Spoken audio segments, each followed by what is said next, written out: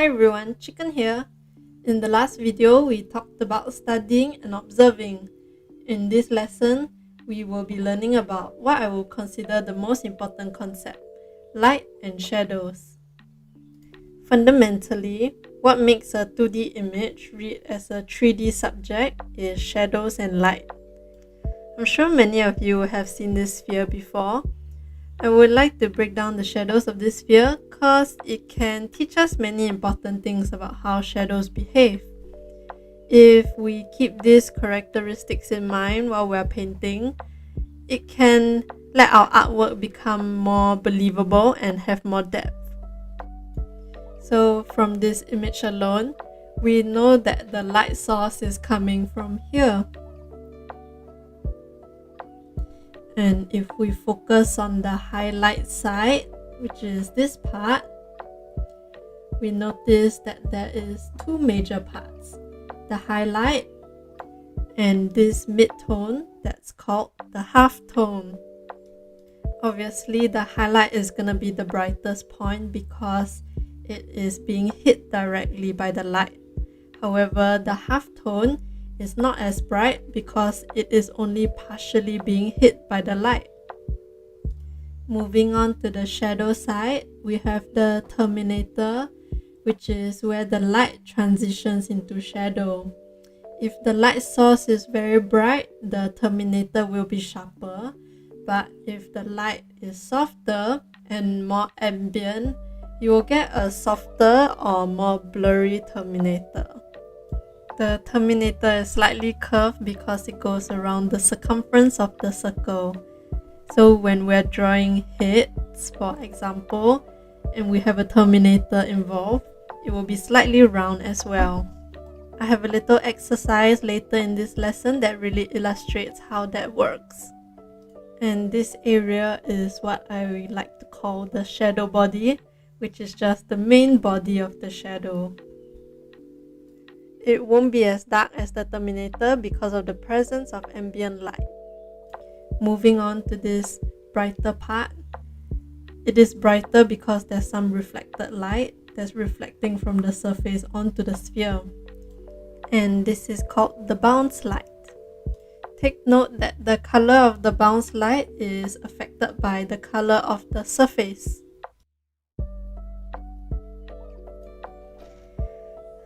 Moving on to the cast shadow.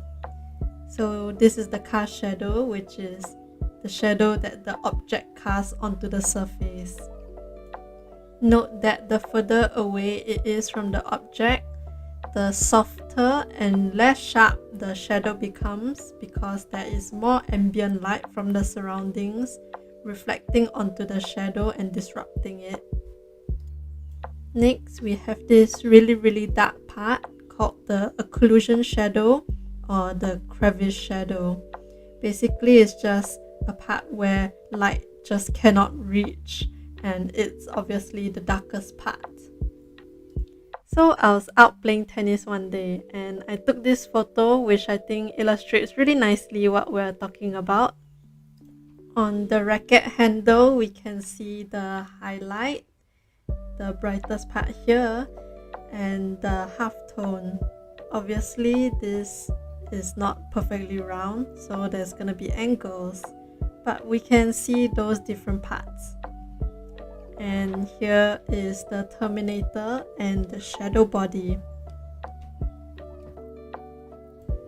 Now, when we look at the shadows of my hand or my fingers, we can see the terminator here and the shadow body here. And notice how the shadow body is slightly blue and a bit lighter than the terminator, because if you remember, there's light from the surroundings, and in this case, the light is from the sky. That's why it's slightly blue.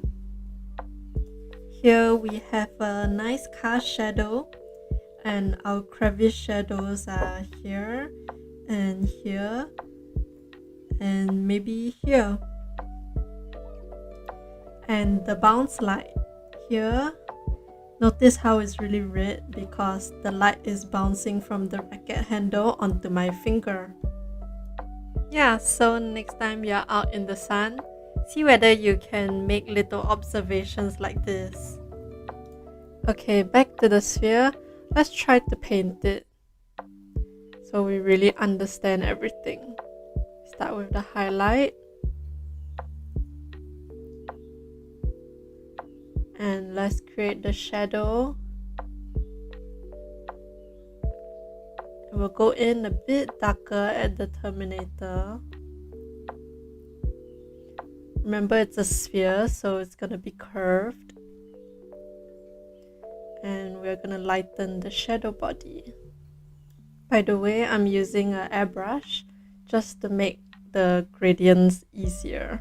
So we have the bounce light. Let's paint that in.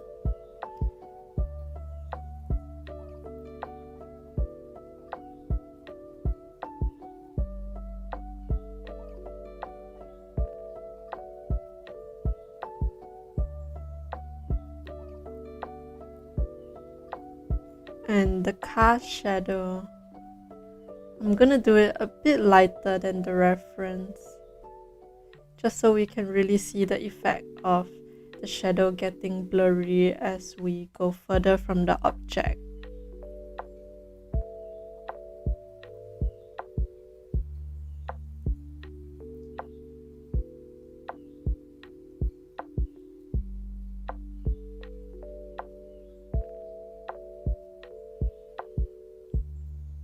And the dark parts here, where our crevice shadow is,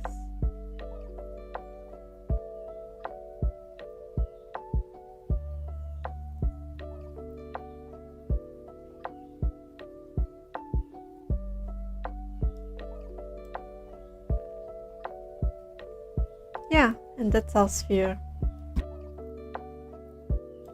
Now let's try to put what we learned into practice while the concepts are still fresh in our mind. I've prepared a line art here and we are going to shade it together. Or if you like, you can use a line art of your own too. So right now, don't worry too much about color, and we're just gonna do everything in grayscale so we can focus on the tones. It's always good to start at a mid-tone. So I've colored the background and the character gray. So let's look at her hair first. I'm just gonna draw the arrows to indicate where our light is coming from. Let's start with the shadow side. So we're gonna draw in the terminator. And it's gonna be curved because the head is kind of like a sphere. And then the shadow body, we're gonna lighten it slightly because of the ambient light coming from all around here. So it's gonna lighten it a little bit.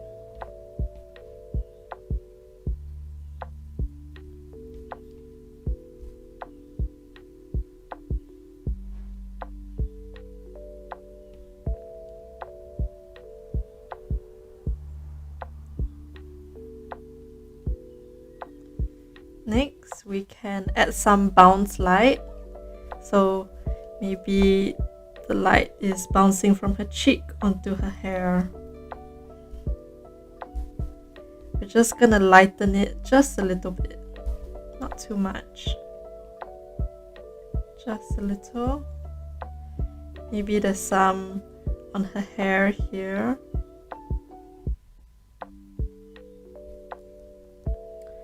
Or it's bouncing on her shoulder to her hair here. Maybe some here.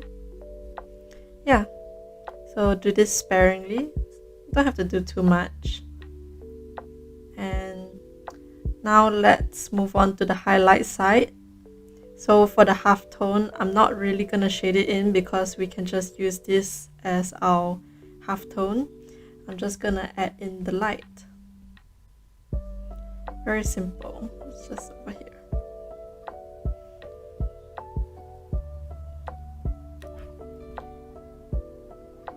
Now moving on to our crevice shadows.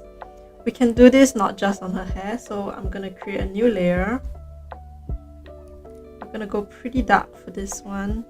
And we're just gonna find those areas where you think the light cannot reach. Maybe here.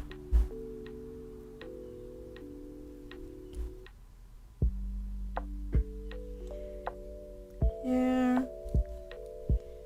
Maybe you can't get down here.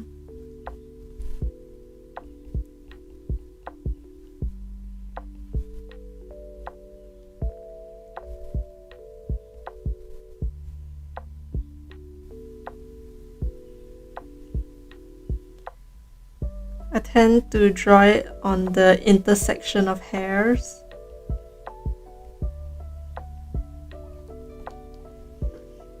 You can see it's already starting to make our illustration look more believable and more 3D.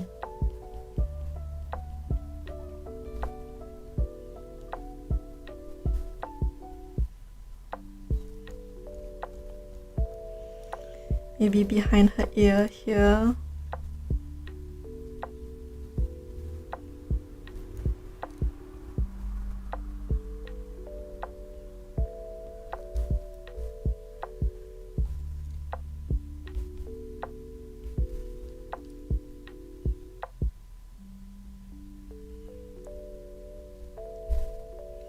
And in the braids there would be quite a bit.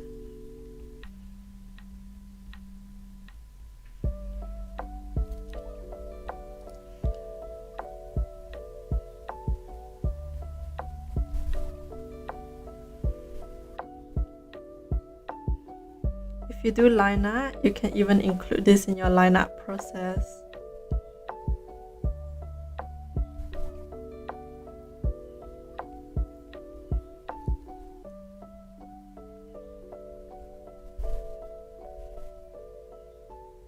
Yeah, and that's the crevice or occlusion shadows.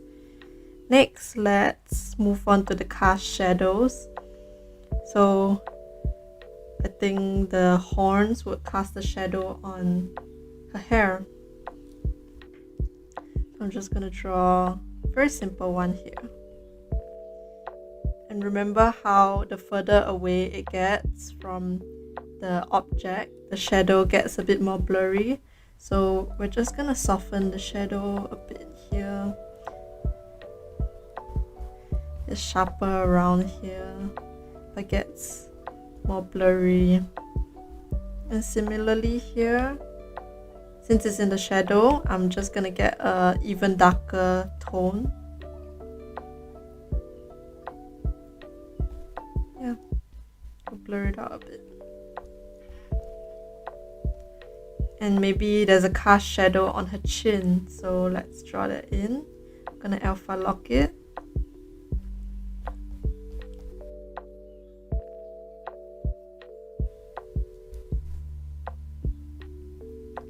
Shadow's gonna be cast this way. And again, it's gonna get softer as we get further away.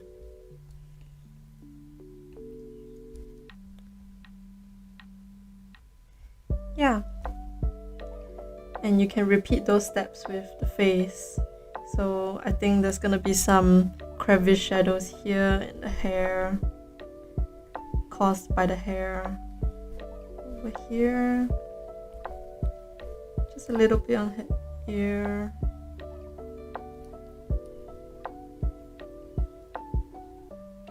Yeah, and to finish up, I'm just going to extend the shadows a little bit out here where her hair strands are.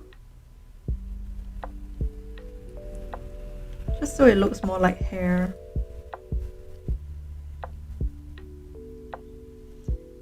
And I'll bring the light down also here.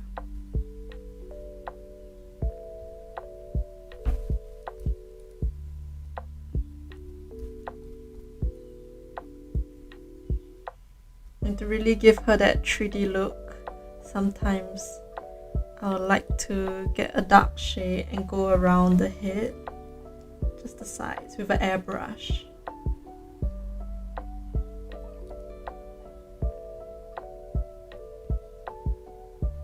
her head looks really round. You can see that shape. And that's it for our simple portrait. With just some simple shading, our black and white portrait already looks so much more 3D and have so much more depth. For the mission, paint the sphere and shade a portrait, keeping in mind the properties of light and shadow as you paint. In this lesson, we learned about light and shadow. In the next lesson, we'll move on to colors and color harmony.